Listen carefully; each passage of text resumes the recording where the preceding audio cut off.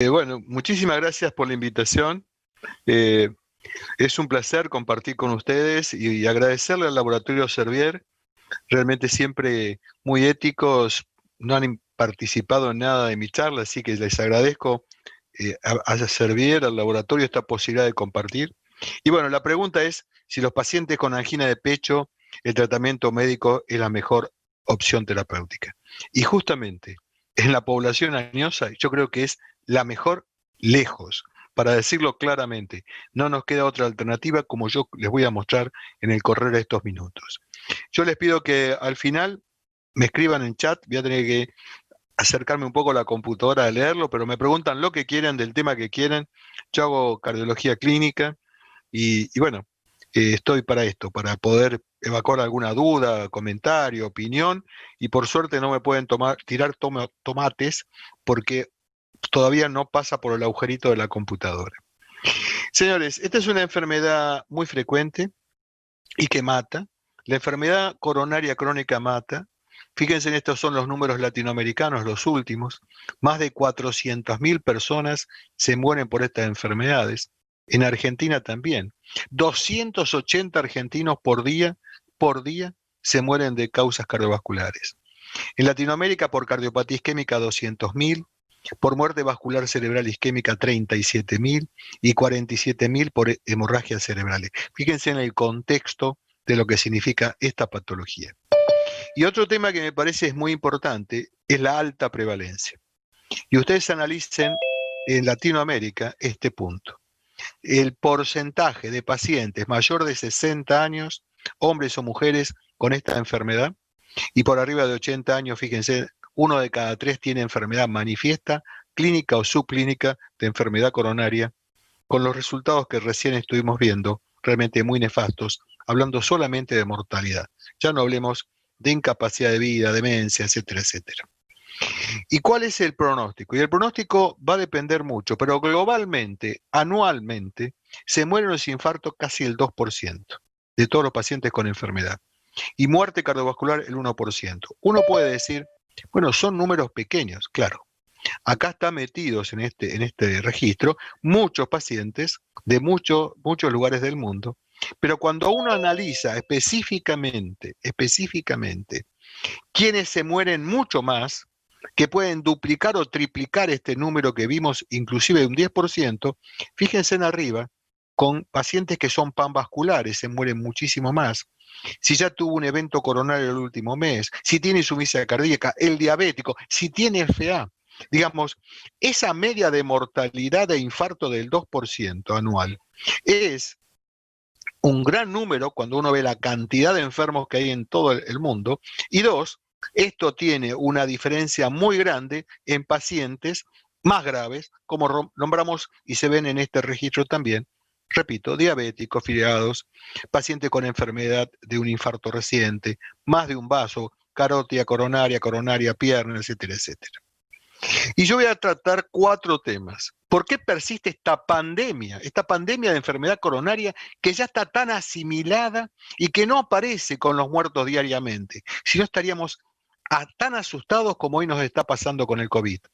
Porque las mortalidades, repito, son muy altas en todo nuestro país y en Latinoamérica. ¿Cuáles son los mecanismos fisiopatológicos que están involucrados en este fenómeno isquémico? ¿Cómo el SARS, cómo el COVID nos sacó ese miedo a la isquemia? Les voy a mostrar que hay que desterrar el miedo a la isquemia, y el COVID nos ayudó a sacarnos este miedo, no a taparlo, a sacarlo. ¿Y cuál es la mejor opción terapéutica? De esto voy a un poco a charlar, hacerlo lo más ameno posible. Bueno, este es un paciente mío que se estudió con una angiotomografía el año pasado, y fíjense qué primer concepto, esta es una enfermedad sistémica. Tienen las piernas, las carótidas, tienen la aorta, tiene el riñón, es decir, y acá tienen otro, esto es una mujer, y fíjense también cómo tienen las carótidas, la coronaria, la bifurcación ilíaca. Claro, pero esta mujer murió 1800 años antes de Cristo. Y es muy interesante este estudio, que son 50 y pico de momias. ¿Y saben qué? Las momias más añosas, que eran 50 años añosas, ahí está, tenían definitivamente enfermedad aterosclerótica. Y aquellas momias que murieron por infecciones o murieron por traumas y demás accidentes, guerras, no tenían aterosclerosis los más jóvenes. Es interesante. ¿Qué significa esto? Que la aterosclerosis ya no es un mal de este siglo. Es el envejecimiento normal de nuestro organismo, está condicionado por la aterosclerosis. Ser viejo significa tener más aterosclerosis sistémica, más placas duras y placas blandas en todo el sistema cardiovascular. Ahora, ustedes me dirán, muy bien, Iglesias, pero en esa época se caminaba, la gente era delgada. Cualquier escultura que vean de los egipcios, van a ver que son delgados, porque encima lo hacían de perfil. El primer panzón, el primer síndrome metabólico en una escultura o en un grabado aparece 600 años antes de Cristo, que ya aparece el abdomen voluminoso. Ahora, la pregunta que me van a hacer, pero Iglesias, la gente se moría a 50 años, hoy la media mundial es 67, hemos avanzado. No, señores, no avanzamos por combatir la aterosclerosis. La gente vive más porque se abarataron los alimentos, porque se mejoraron las medidas de nutrición y de higiene, porque se hizo agua potable, cloacas, y la primera intervención que fue del siglo pasado es la vacunación. En realidad, son cambios socioeconómicos los que modificaron la expectativa de vida. No son los cambios médicos que muchas veces con nuestra omnipotencia creemos que hemos cambiado la historia. La historia la cambia. Carrillo decía, la salud es una decisión política. Y acá lo vemos. La gente no se muere por elegir mal a los padres, 30% por problemas genéticos, ni por todo el sistema de salud mundial, 10%. La gente se muere prematuramente por el estilo de vida que uno tomó. Y este tema es muy importante. Si el estilo de vida, si este problema es un problema del individuo o de las sociedades, ¿quién tiene la culpa? ¿El individuo que no cumple las reglas de cuidado o las sociedades? Yo les voy a decir que son las sociedades. Miren esto. El desarrollo económico aumentó los ingresos, la urbanización, apareció la obesidad, los cambios alimenticios, y ahí están todas las causas. El músculo más desarrollado de los niños son los pulgares. Se dejó de hacer deportes, por ejemplo. La otra vez me decía un paciente, doctor, usted me dice que camine media hora por día, no camino más. ¿Pero qué? ¿Por qué? Si andaba bien. Porque en una cuadra me robaron 2 veces. 2 veces. Y mi pregunta inocente, ¿qué hizo la segunda? Y le di la zapatilla, doctor. Tenía miedo que me pase algo. Y esta es la realidad, la inseguridad. Y así podemos hablar horas. Miren lo que era la comida en Argentina hace 20 años. Gaseosas. Las madres se preocupan más de lo que comen los niños de lo que toman. Y el azúcar de las gaseosas es tan peligroso más que muchas veces la alimentación y los alimentos con alto nivel de calorías. Este es el problema. El problema es más complejo todavía, porque la vida moderna nos permite esto. Acortamos distancia, estoy en la casa de ustedes están en mi casa. El problema es que tenemos un organismo que tiene 150.000 años. Y ese organismo no evolucionó como la tecnología. Antiguamente, el hombre prehistórico iba a buscar el alimento, caminaba, comía de vez en cuando y acumulaba en el abdomen la energía para la época de las vacas flacas. Hoy comemos 4 o 5 mamut y caminamos 2 metros a la ladera y no caminamos nada, solamente estos 2 metros. ¿Qué hizo? Aumentó el abdomen, esa grasa, que ya no es un problema estético, aumentó la resistencia a la insulina, aumentó la diabetes. Y está inmerso en nuestra sociedad. Y el otro tema es el sistema renina-angiotensina-aldosterona, que está implicado en todos los fenómenos cardiovasculares, en el infarto, en la miocardopatía dilatada, en la diabetes, en la hipertensión arterial. En aquella época, el sistema de huida era de vez en cuando venía un animal salvaje. Ahora, estamos los hombres infartando a las mujeres y nuestro jefe infartando a los hombres. Dormimos menos de 8 horas, y comemos 2 veces más de sal que en esa época. Todos estímulos muy importantes para tener elevados niveles de catecolaminas que son dañinos en el proceso crónico. Y acá está el tema. Esta enfermedad es una enfermedad, la enfermedad cardiovascular es una enfermedad holísticamente comprometida con todo esto. La obesidad, el sedentarismo, miren cómo se entrecruzan. La apnea del sueño, la diabetes, la fibrilación auricular, la insuficiencia cardíaca. Esto se imbrica porque esta es la enfermedad y la base que hoy tenemos. Entonces, la pandemia existe si no cortamos este tipo de condición de vida que nos lleva o nos condiciona a este problema. ¿Cuáles son los mecanismos fisiopatológicos? Es lo segundo que le quería hablar. Durante años pensamos en este cateterismo que todo pasaba por esa placa aterosclerótica y vimos la enfermedad a través del ojo de la cerradura. Esta enfermedad no es una enfermedad concreta, es una enfermedad abstracta. No vemos, lo esencial es invisible a los ojos. Esta enfermedad no se ve, como les voy a mostrar ahora. Tan importante era la placa que decíamos, si un paciente tenía enfermedad obstructiva aterosclerótica coronaria mayor del 50% de la obstrucción de una arteria y no tenía isquemia, ni angina ni isquemia, decíamos que era un falso negativo de los métodos complementarios.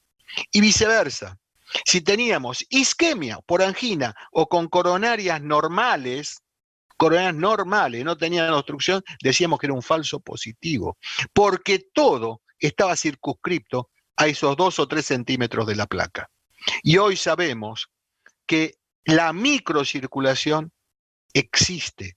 Y desde la época que nosotros a los infartos le hacíamos trombolíticos, veíamos que abría la arteria y no la vasculatura. Y lo importante son las microarterias que no las vemos. Y esto tiene un valor importante porque estas también generan isquemia. Son pequeñas, no son vistas a través de la metodología que hoy disponemos y no son inertes. Tienen resistencia. Miren ustedes, las arterias epicárdicas, los grandes vasos que son los que vemos en el cateterismo, tienen poca resistencia. Y la microcirculación es la que genera el flujo por la contracción o la vasodilatación. Quiere decir que tienen muchísima actividad para regular el flujo de la célula miocárdica. Y esto me parece que es fundamental, porque también vamos a tener enfermedad de estas arterias. Por eso, yendo a la izquierda, vamos a ver lo clásico de las placas ateroscleróticas, pero también las enfermedades de las pequeñas arterias. Y un tercer punto que vamos a abarcar es cómo protegemos a la célula de estos fenómenos, llámese por la macrovasculatura coronaria o por la microvasculatura. Me parece que esto es un mundo que abre toda una serie de expectativas y de mejorar el tratamiento médico en esta población, más ustedes que ven pacientes más añosos, muy frecuentes coronarios y muy frecuentemente con angina o con estudios funcionales isquémicos. Y este es un gráfico. A la izquierda van a ver la enfermedad aterosclerótica con una placa estable y una placa que se rompe que es inestable. Después tenemos la enfermedad microvascular, que está al otro extremo de la derecha, que tiene fenómenos de dificultad de apertura muy contracturada, que es dificultad de dilatación o una gran vasoconstricción. Entonces tenemos macroespasmo de las coronarias, ya estudiadas del año 59 con Press-Metal, y microespasmo de la microcirculación. Me parece que en este contexto está toda la enfermedad coronaria. La enfermedad de los grandes vasos obstructivas o trombóticas, el espasmo coronario y la dificultad de la microcirculación. Todas ellas van a tener la deficiencia de llegar el oxígeno al músculo. Y esto es tan así que les muestro un caso, no mío, sino esto es del JAC del año 10. Este es un hombre que tuvo de 56 años, 28 cateterismos, todos por angina de pecho, seguía angina. Lo operaron y le implantaron 67 stent, como ven. Es Iron Man. Cada vez que tenía angina de pecho, le hacían un cateterismo y algo le iban a encontrar y le abrían y le ponían stent. No todo pasaba por ahí. Nadie pensó en aquel momento que este paciente podría tener enfermedad de la microvasculatura y no se arregla con la angioscopía, ni con la angiografía, ni con el stent. Y es así como la Sociedad Europea dejó de llamar angina crónica estable para llamar síndrome coronario crónico. Síndrome es un conjunto de factores que pueden o no condicionar isquemia. Y ahí lo ven, a la derecha. Está el infartado crónico, el que tuvo una cirugía, el que tiene una estenosis coronaria silente, el que tiene angina de pecho, la enfermedad microvascular, la isquemia silente, el espasmo coronario. Hoy en día, al ser un síndrome, ya no depende de un evento clínico que es la angina. Lo que uno engancha en todo esto son todos los fenómenos involucrados productores de isquemia, que ese es el punto, la isquemia. Y acá están todos los escenarios posibles. La sospecha de enfermedad, la insuficiencia cardíaca con disfunción ventricular y sospecha de enfermedad, el paciente operado, el paciente con espasmo, la enfermedad microvascular, los screening en pacientes que en una ergometría, en un ecoestrés, en una cámara gamma dan isquemia. Estos son distintos escenarios clínicos. Y fíjense, acá están los dos extremos. La enfermedad coronaria obstructiva y la enfermedad vasoespasmódica. Y convive en ambos fenómenos, obstructivos y espasmódicos, la enfermedad microvascular, por el espasmo o por dilatación exageradamente mala.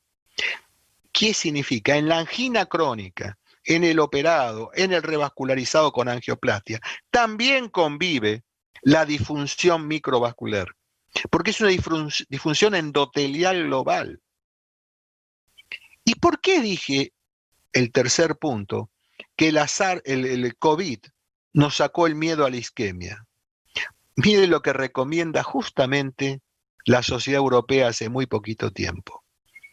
Que en esta época de COVID, el paciente con angina de pecho crónica, para ponerlo de una manera, con síndrome crónico, es de bajo riesgo de evento. No lo estudie, no le haga cateterismo, no contamine el sistema. Dele el mejor tratamiento, optimícelo, intensifíquelo y llame al paciente. Vea si hay cambios clínicos.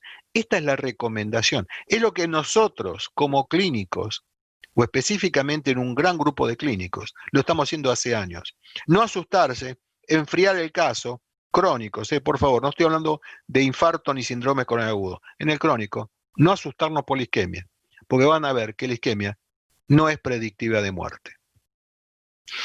Y esto es tan así, que estos son todos los grandes trials que comparan tratamiento médico con angioplastia, arriba de todo a la izquierda, no cambió la muerte o el infarto. Tratamiento médico con stent sin droga, no cambió ni muerte ni infarto. Stent con droga, infarto y muerte no cambió, contra tratamiento médico. Y todos los metaanálisis nos dicen lo mismo. El revascularizar un paciente no cambia. Ahora, ¿cómo es esto? Si tenemos una obstrucción del 90% y le hago la apertura o le hago un bypass, ¿por qué no cambian infarto y muerte? Esto es lo mismo, fíjese. Muerte cardiovascular no cambia. Y acá tenemos la respuesta con 3 grandes trials que decían, ¿qué pasa eso? Tratamiento médico tiene igual futuro en los crónicos que la angioplastía o la cirugía. Pero la gente lamentablemente no lo quiso ver. No lo quiso ver y ya se conceptualizó el miedo a la isquemia, estudiar a los pacientes, abrir las arterias. Tan es así que en Estados Unidos el 80 y pico % de los cateterismos y las angioplastias se hacen en pacientes estables. Y acá viene el Grand Trial, que se presentó a fin de año pasado en el American Heart. Miren esto. Este es un estudio de 5.179 pacientes, todos con angina de pecho o isquemia de moderado o alto riesgo. Se buscó muerte, infarto, hospitalización, insuficiencia cardíaca, muerte súbita. Dio igual. Al principio hubo más muertos, más infartados con los que hicieron angioplastía o cirugía.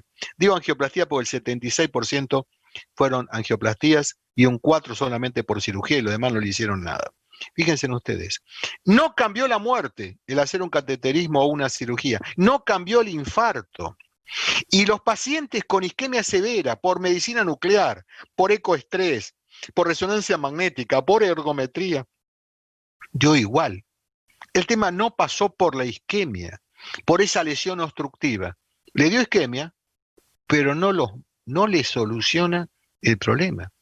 Y tampoco las lesiones, acá no están las lesiones de tronco. Lesión de tronco no entraba en este estudio y las coronarias normales no entraban en este estudio. 3 vasos, inclusive con proximal DDA, no cambiaba. Esto es riesgo de muerte, aquello que vimos infarto por isquemia. Ahora vamos a la anatomía coronaria. 3 vasos sin tronco, DA proximal, no cambiaba con la angioplastia ni con la cirugía. Y acá vemos la muerte, tampoco cambió. Ahora, ¿cómo se entiende en un pensamiento de plomero? Tengo obstruido, le abro, el paciente tiene que andar bien, sí, para bajar la angina, pero no la muerte o el infarto. Entonces el concepto sería, ¿revascularizar rutinariamente? No, siempre tratamiento médico y evaluar. Así que todas las pruebas de evaluativas han perdido valor. ¿Por qué? Porque no cambia el pronóstico, aunque tenga isquemia severa. Lo que cambia el valor es esto, los cuadros clínicos. Mayor edad, si fuma, si es diabético, si tuvo infarto, si es un EPOC, si tiene vasculopatía periférica. Ahí sí el cuadro isquémico puede ser pronóstico, pero no la anatomía. ¿Pero por qué es esto? Acá está, una placa aterosclerótica, pero estas son muy poco pasibles de ruptura. Este es el problema. Las pequeñas placas que no vemos en cateterismo, que no encontramos obstrucción. Y les recuento cómo es esta historia. La glicosidación proteica en los diabéticos, el LDL, la hipertensión, el tabaquismo, lesiona las 2 canchas de tenis. Bajan sustancias vasodilatadoras, suben vasoconstrictoras. El endotelio, repito, 2 canchas de tenis es el tamaño, tiene 2 funciones, anticoagulante y vasodilatador. Cuando se rompe el endotelio, entra el LDL al músculo y ahí produce la migración de los macrófagos, intracelulares y extracelulares. Se comen la grasa, los macrófagos se transforman en fibroblastos y ahí viene la cicatrización. Lo que vemos en las películas, en los cateterismos, es esto, la cicatriz. El problema son que a veces hay tanta grasa que los macrófagos tienen este problema psiquiátrico que es el suicidio, la apoptosis, y vienen las pequeñas rupturas. La mayoría silentes, y cuando son silentes puede ser la muerte súbita, el infarto, el stroke, etcétera, etcétera. Y fíjense en ustedes, las altas dosis de estatinas calcifican las placas blandas, las placas grasas, las placas inestables. Y ahí viene que a veces cuando uno toma decisiones, imperan las creencias. Las placas obstructivas no son pronósticas en el cuadro crónico, porque tienen poca posibilidad de ruptura.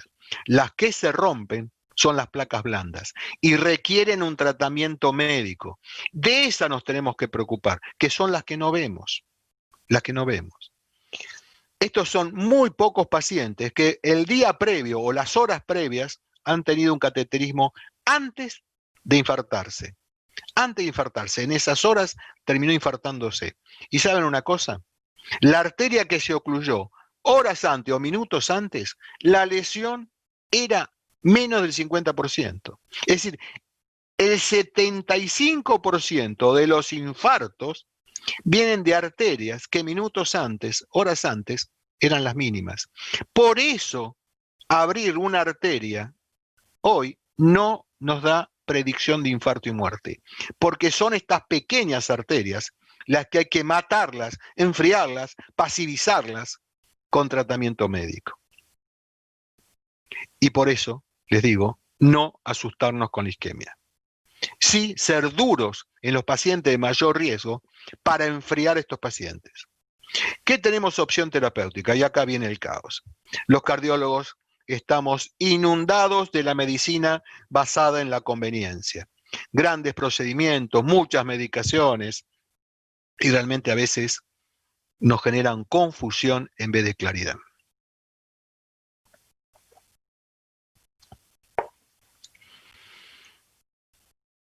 El manejo médico tiene que ser a medida. Interpretar al paciente que tenemos enfrente. Edad, condición social, condición económica, función renal. Es decir, una cosa más integral y un tratamiento para ese paciente.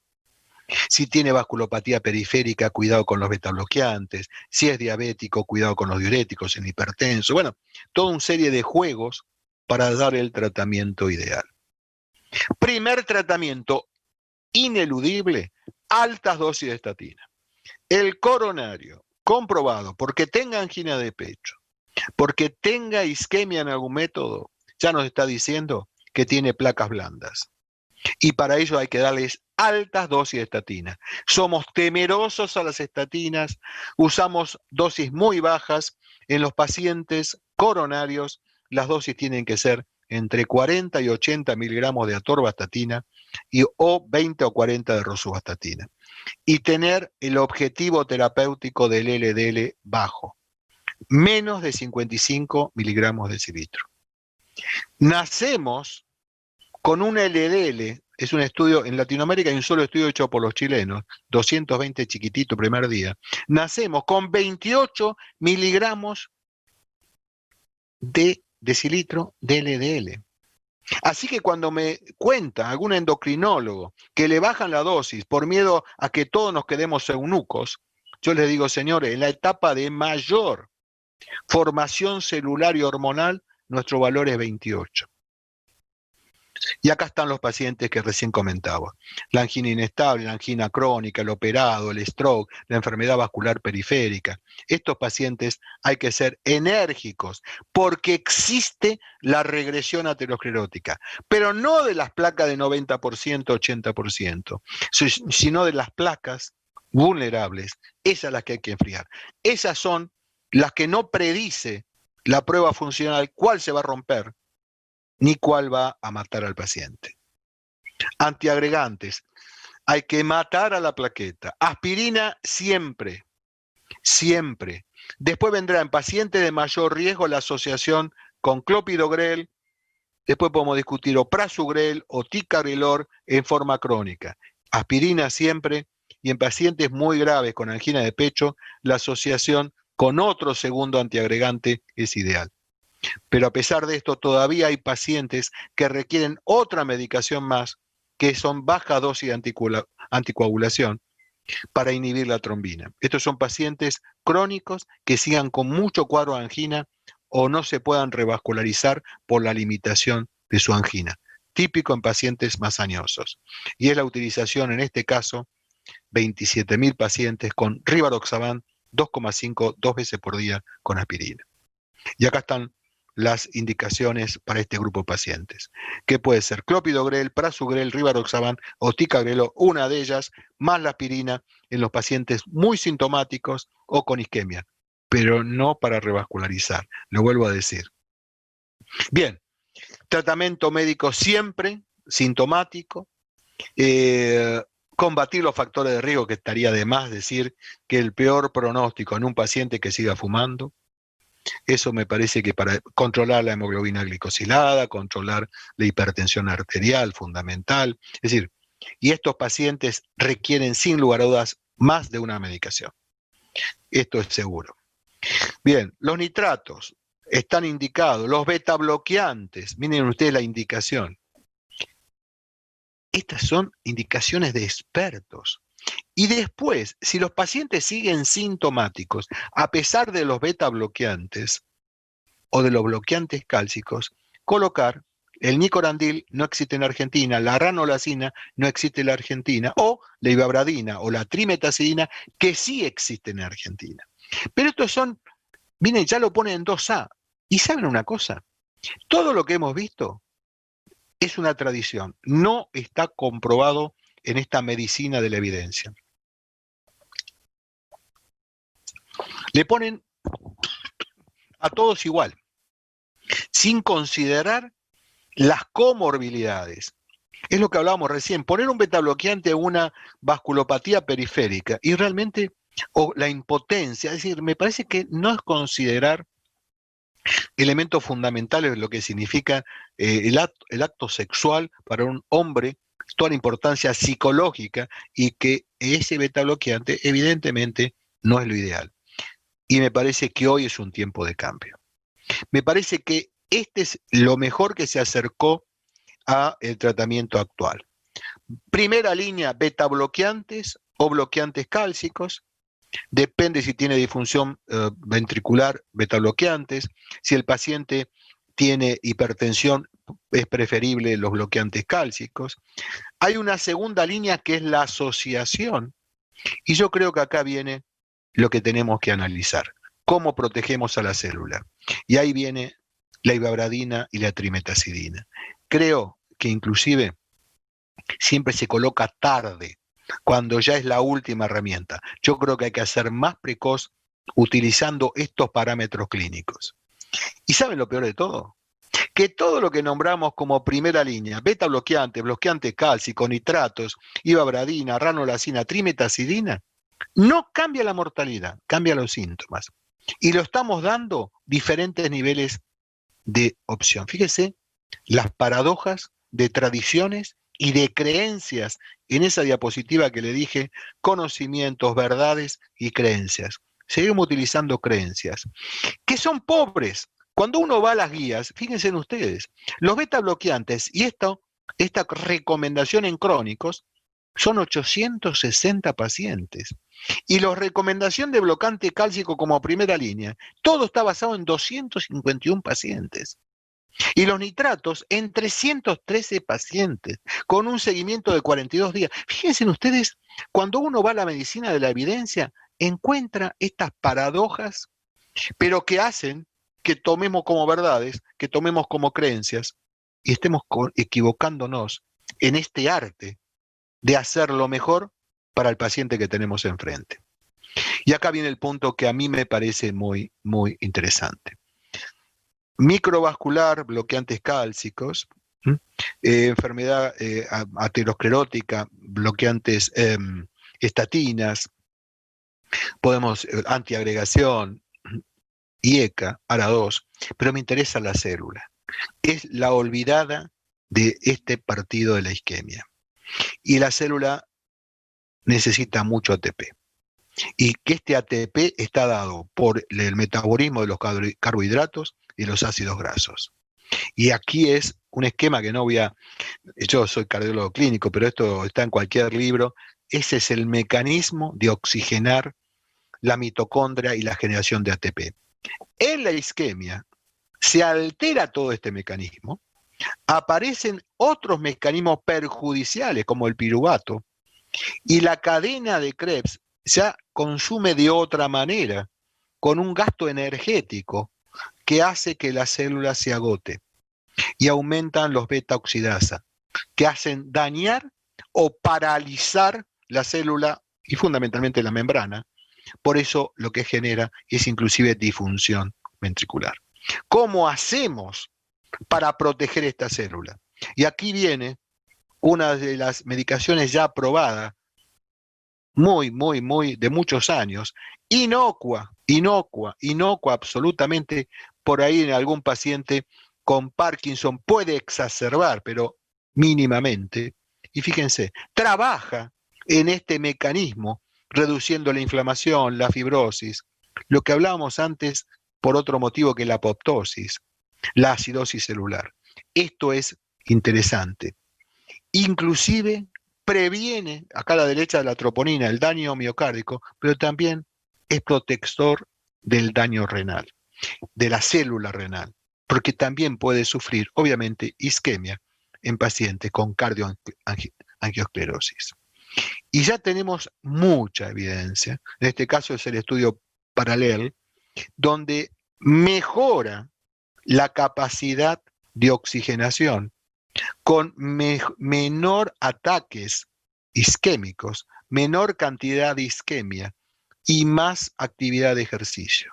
Y cuando uno analiza y compara toda la evidencia, fíjense en arriba la trimetazidina, 15.000, 13.000, 11.000 pacientes, contra otro tipo de antianginosos o bloqueantes cálcicos, los nitratos de la acción prolongada, el nicorandil, fíjense ustedes, le sigue ganando la trimetazidina o sigue a muchísimos de estas drogas que se utilizan a veces cotidianamente.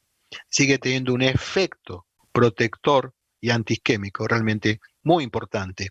Y en los pacientes añosos, no sé por qué, a nosotros nos ha dado mucho más resultados que en las pacientes jóvenes, mucho más resultados.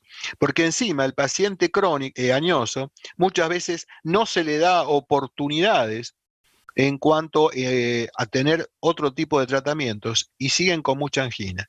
Ustedes le dan la trimetazidina, los pacientes empiezan a caminar más, no sentir esa angustia y a sentirse clínicamente mejor. Y esto es un poco el manejo médico en pacientes con angina de pecho. Yo no voy a hablar de todo, pero ¿cómo podemos jugar en este arte médico?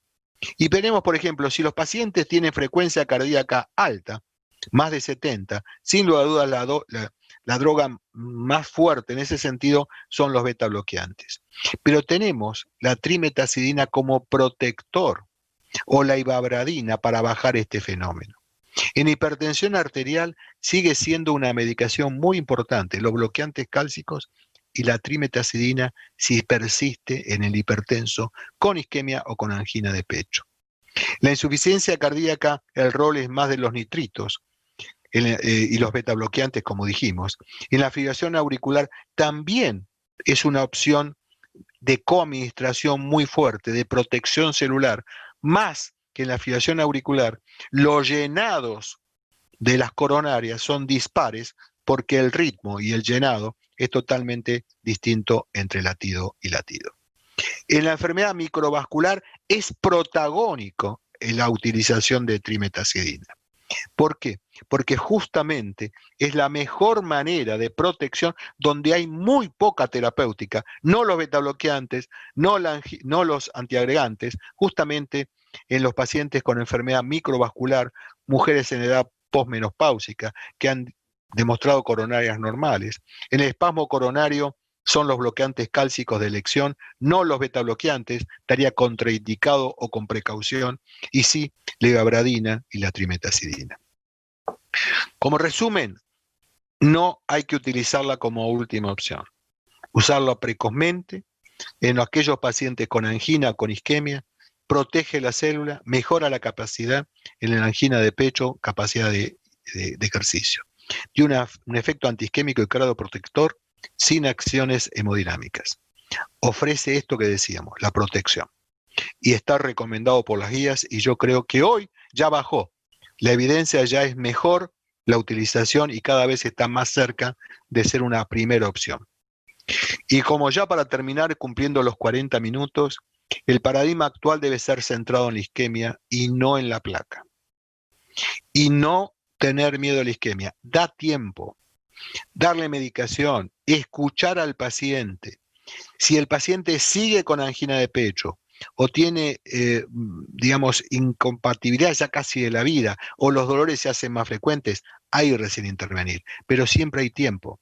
Durante 2 años le da más tiempo el tratamiento médico. Inclusive, es mejor darle un tratamiento médico antes de una angioplastia y darle el tiempo, porque uno ve que van pacientes a hacerse una angioplastia con LDL altísimos y con estatinas en dosis homeopáticas.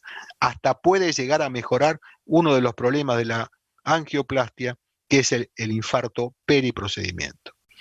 Y no olvidarse que la medicina nuestra es la medicina de la precisión. Cada paciente es un mundo Y como decía Marañón, cuando le preguntaron cuál fue el invento que hizo crecer más a la medicina, y es la silla, porque es escuchar al otro, escuchar cómo vive, sus angustias, su modo de vida, etcétera, etcétera, nos va a ayudar, junto con todo el contexto clínico, al tratamiento justo y aparte perfecto como para que tenga una adherencia. Doctor viene de docencia, docencia. De ahí viene la palabra doctor. Y creo que una de las definiciones más bonitas de medicina es la que dijo Orgaz. Una confianza depositada en una conciencia. Sacar algunos fantasías, mitos, creencias con esto, con la discusión, con la lectura. Y por eso, la mejor opción, y traigo algo de Verdon, de un libro que no abra los ojos, que dice, las opciones de blanco o negro no son realistas y conducen a decisiones pésimas, porque por definición excluyen muchas soluciones.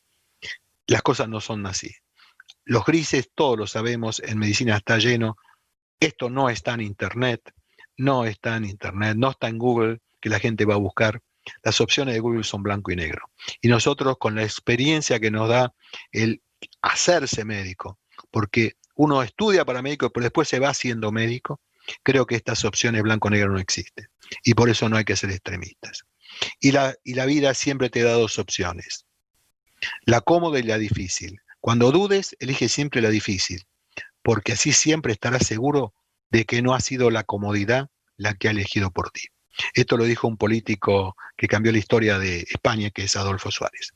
Bueno, cumplimos 41 minutos 32 segundos. Para mí, creo que fue un tiempo suficiente. Yo creo que ahora le toca a ustedes, tenemos unos minutos más. Acá hay chats, me voy a acercar. Dice, buenas tardes, Doc. Ya su audio está activo y todos los... Ah, nada. Dice, todo esto estamos bien. Bueno, la primera pregunta que me hacen es, ¿cómo estamos seguros que un paciente con isquemia no se va a morir? Y mire, uno siempre tiende a nos está pasando ahora con el COVID. Con el COVID está la medicina reactiva. Hacer. Uno cree con esta concepción, y los pacientes también la tienen porque leen, si está tapado hay que abrir. Bueno, este es un concepto absolutamente errado. Si ustedes me dicen quién se va a morir, la mejor predicción de muerte va a ser aquel paciente que sigue fumando, no puede controlar su presión arterial, a la noche sigue teniendo apnea del sueño, a la noche tiene la presión alta, el LDL está mal, no están los parámetros, porque si hay algo que va a regresar las placas que infartan y matan, es tener un LDL bajo. Inclusive yo no lo comenté recién, pero tener un LDL por debajo de 40 se busca en aquellos pacientes que tuvieron 2 eventos en los últimos 2 años. Vascular coronario, vascular cerebral y demás. El ejemplo de Kirchner estuvo primer evento vascular, al poco tiempo el evento coronario, al poco tiempo la muerte. Todo en menos de un año, pero eso no es lo más frecuente, pero eso es un ejemplo de lo que significa esta enfermedad caliente y no se soluciona con una cirugía o con una angioplastia. Esto es apaciguar las placas. ¿Quiénes son los que se van a morir más? Son esos. Y me parece que eso tiene un tiempo. Y me parece que hay que proteger a las coronarias, hay que proteger el endotelio y hay que proteger a la célula. Me parece que por ese lado no tengan miedo, a veces hay que convencer al paciente y explicarle al paciente, porque creen que la cirugía, los pacientes tienen muchas fantasías, piensan que lo mejor que hay para curarlo es hacer estudios y tomografías y resonancias. Y las imágenes no han cambiado demasiado el pronóstico de los pacientes. Sí el estudio sí. El estudio de los pacientes muchas veces, todo este tema de las placas blandas lo hemos aprendido a través de eco intracoronario, angioscopía intracoronaria, termografía, tomar la temperatura de las placas intracoronarias. Eso nos da muchísima información, no práctica, sino en investigación. Por eso hoy podemos hablar de enfriar una placa. Cuando yo hablo de enfriar una placa es porque la termografía sabe que las placas que están inflamadas están más calientes que una placa crónica, una placa curada, están más calientes, porque tiene todo un proceso de monocitos, neutrófilos, interleuquinas, que están más calientes.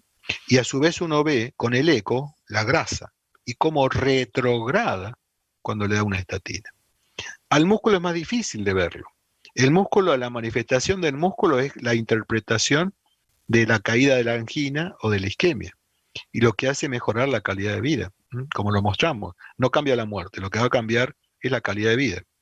Me parece que es todo un tema, es todo un tema. Yo no sé si tiene alguna otra pregunta. Trimetazidina. Sí, la trimetazidina se da 2 veces por día. Eh, no, yo le diría que es inocua. El tema del Parkinson, eso realmente tienen que ser pacientes muy limitados, muy medicados, pero lo comenté, pero no tiene otro tipo de problemas. Por ahí la ibabradina a veces puede producir en muy pocos pacientes ver distintos los colores, pero eso es menos del 1% y no tiene, digamos, tiene mucho más peligro a veces los nitritos, que cada vez se usan menos los nitratos de acción prolongada, porque bajan la presión muchas veces, se potencia con los bloqueantes cálcicos. Bueno, no sé si tiene alguna pregunta más.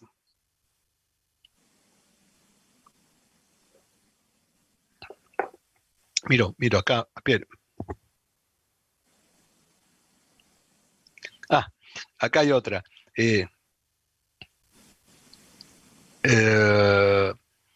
Buenas tardes. En pacientes con cardiorrenales, hay alteración del flujo-hipoflujo. Su experiencia en tratamiento. Bueno, estamos entrando en un territorio que es muy frecuente y cada vez más estudiado, que es lo cardiorrenal.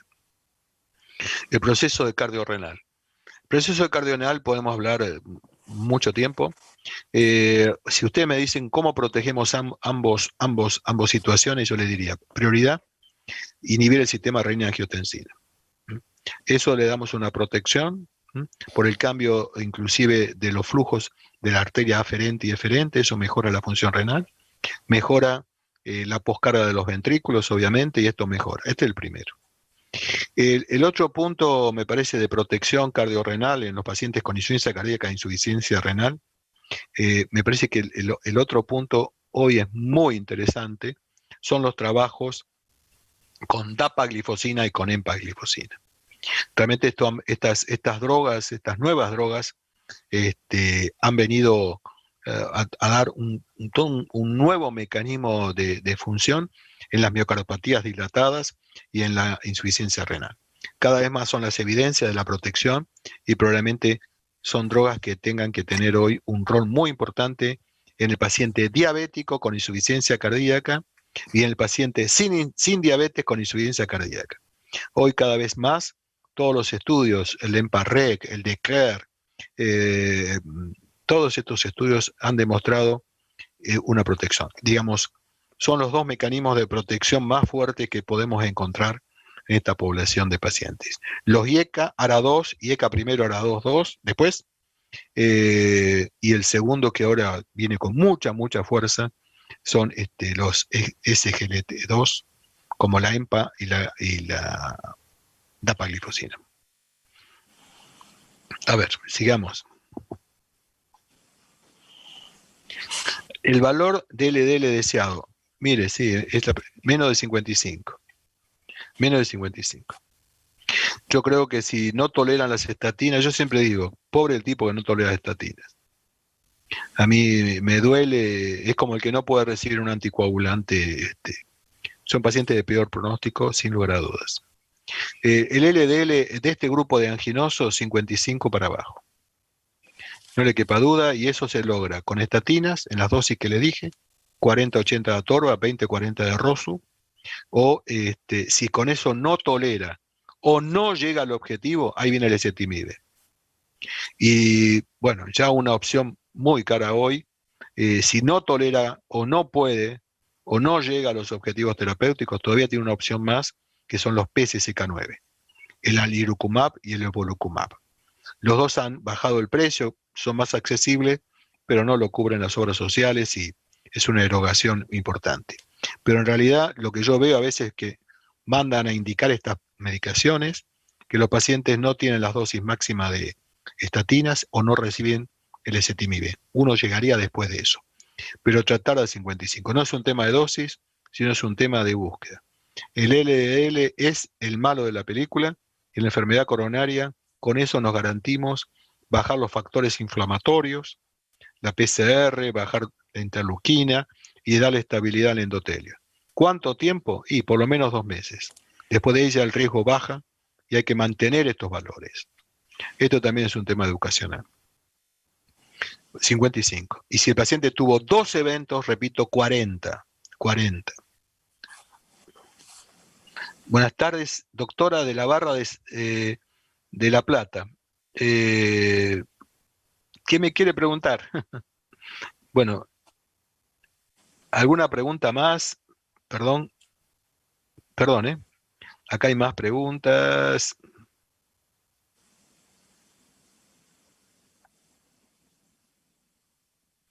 La viabradina. La viabradina, es una medicación donde el impacto más grande, más fuerte, justamente son los pacientes con insuficiencia cardíaca. Los pacientes, sabemos que la frecuencia cardíaca exagerada es malo para todos, para los coronarios, para las miocardiopatías, para el hipertenso.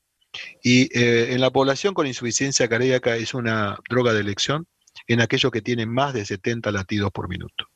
Me parece que en esa población el beneficio de agregarle a los betabloqueantes, a los IECA, a la eplerenona o la espironolactona, la ibabradina le da una seguridad de 18% menor de muerte y de internación. Me parece que es una opción realmente recomendada. Espere, me tengo que ir, muchachos. Tengo una reunión con Paraguay a las 8. Bueno, sí, yo creo el tratamiento deseado sí sería dosis altas de beta bloqueantes, sí, si lo tolera. El beta bloqueante a veces el tema son los efectos secundarios, es lo que tolere para tener una frecuencia cardíaca baja. Aspirina, clopidogrel, 75 miligramos por día en pacientes anginosos y las estatinas y la ibabradina o la trimetazidina en los pacientes anginosos. Siguen llegando las preguntas y yo no tengo tiempo. Bueno, muchas gracias al doctor Gali. Yo lamentablemente les agradezco, doctor Gali, a todos los participantes. Para mí fue un placer estar en esta reunión. Realmente estoy viendo la hora. Gracias por las preguntas, hay un montón y hay algunas más ahí. Yo me tengo que ir. Gracias, Servier, por confiar en mí. Gracias a su institución y por aguantarme esto ahorita. Un placer. Muchas gracias.